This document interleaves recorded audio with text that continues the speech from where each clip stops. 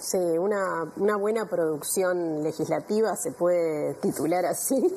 Se puede titular así. En realidad es costumbre que los últimos años de gobierno se aproveche para vehiculizar algunas leyes que hasta el momento no habían tenido andamiento en el Parlamento. Claro. Entonces se llegan a más acuerdos o se intenta por lo menos, y además también la situación política de la campaña a veces permite que el tratamiento legislativo tenga otra atención, otros tiempos, que por lo general toda la atención está puesta en lo que sucede en el Parlamento en los años en los que no hay elecciones, ¿no? Porque se concentra mucho antes de que termine el periodo parlamentario. Claro, porque esas últimas semanas son de aprobación. Incluso promesas de campaña, pero no solo promesas de campaña, sino que también es un momento en el que aprobar una ley puede ayudarte con tu electorado o con el posible electorado porque estás beneficiando a determinadas personas.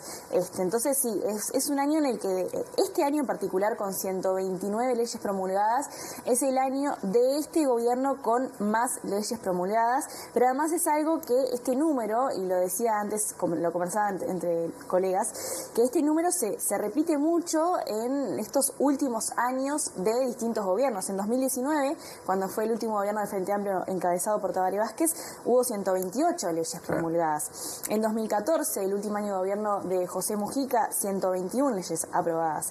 En 2009 fue bastante más. Un récord, sí. 188 leyes promulgadas. Y en 2004, que fue este último año de un gobierno que integra, o que ahora integra la coalición republicana, 128. Un número prácticamente igual. Gobernaba el Partido Colorado. Exacto, el Partido Colorado.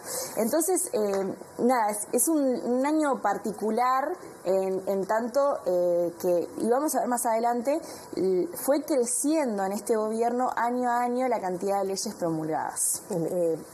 No sé si eso sirve como indicador del trabajo de los legisladores y legisladoras, porque en realidad quizás no sea tan importante la cantidad como la calidad de las leyes. Exacto. ¿Cuáles se destacaron el año pasado?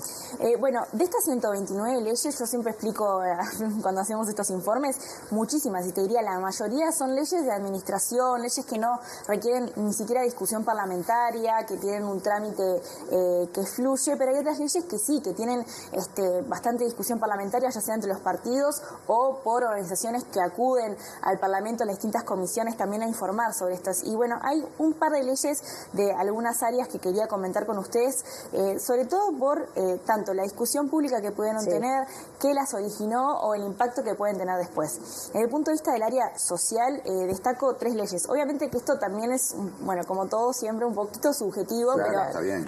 son leyes que, si ustedes ven las 129, se van a dar cuenta que hay 2 tipos de leyes muy claramente, y estas están dentro de las leyes que tienen un poco más de consistencia.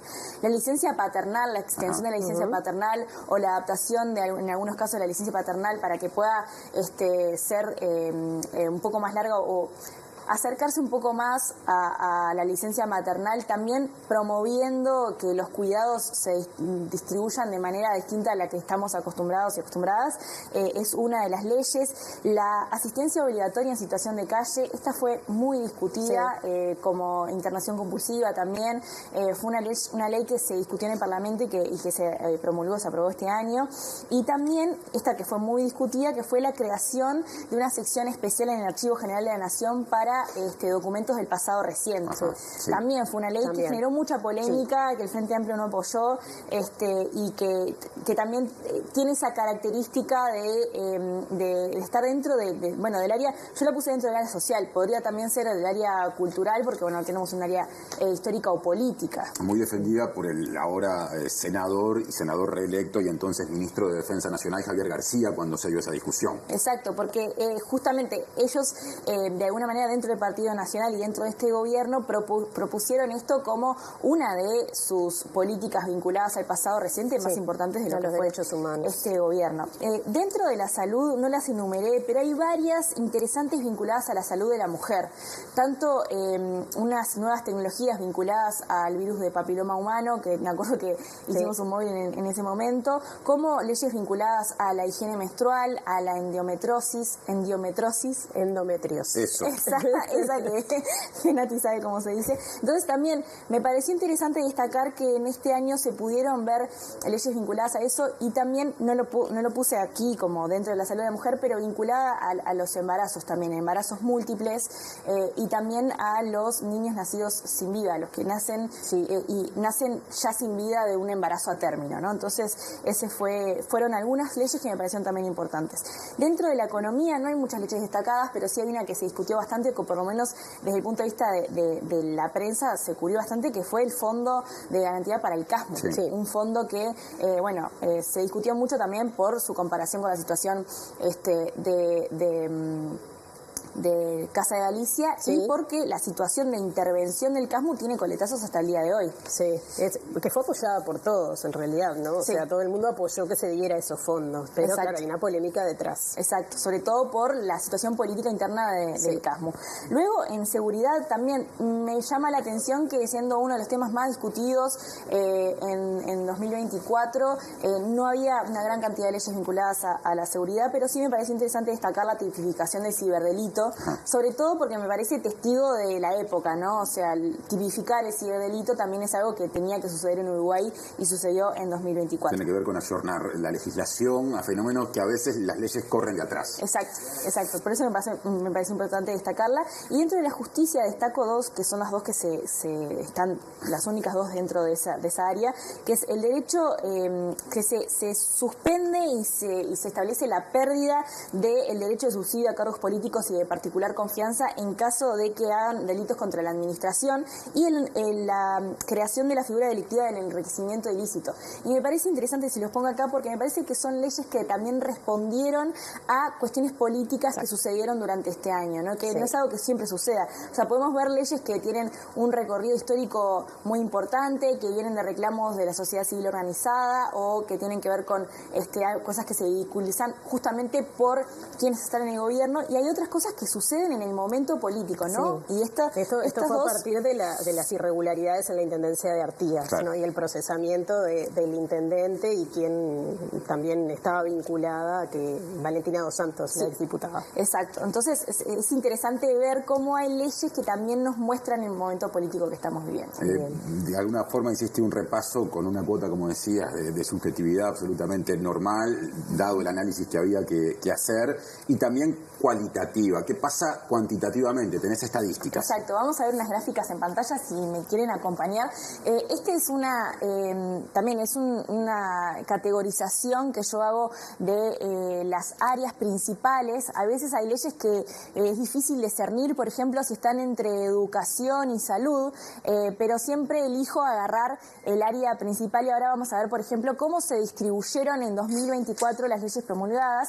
Vemos que hay una gran cantidad, la mayoría son leyes de administración que tienen que ver con adaptación de normativa, designación de nombres de puentes de escuelas, de liceos, que son las que yo pongo dentro de ese paraguas de lo administrativo.